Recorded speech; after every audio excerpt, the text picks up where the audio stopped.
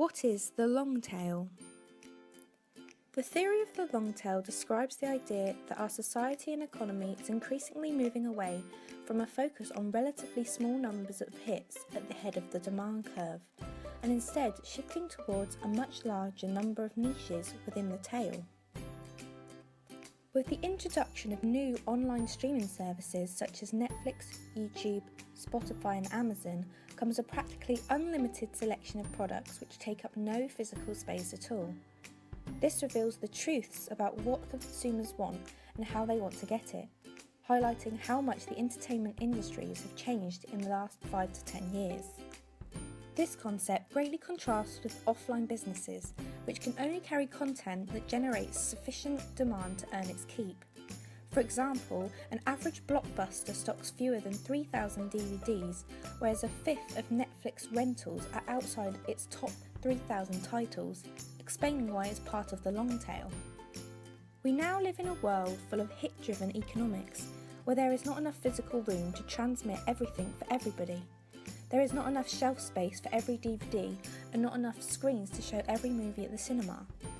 Therefore, businesses are unlikely to sell many products that are unpopular and do not make them money, meaning they end up selling a lot of very little.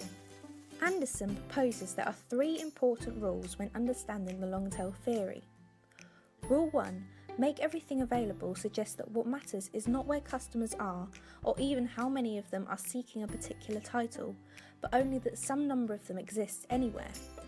As a result, almost anything is worth offering on the off chance it will find a buyer. This means that even though a target audience for something may be niche, people will still buy it. Rule 2. Cut the price in half, now lower it. The standard price for a downloaded track on iTunes is 99p. However, even though 99p per track works out at around the same price as a CD, most consumers will only buy 1 or 2 tracks from this album online. In effect, online music has seen a return to the single-driven business of the 1950s. This poses the question, should consumers pay more for the privilege of purchasing just one song to compensate for the lost album revenue? Finally, Rule 3, help me find it. Video on-demand services of cable companies, or MovieLink, struggle due to the over-control in providers and high costs, meaning that they can only carry limited content. By contrast, services such as Netflix and Amazon demonstrate that both ends of the curve are needed. Their vast libraries of niche products set them apart. However, hits still matter in attracting customers in the first place.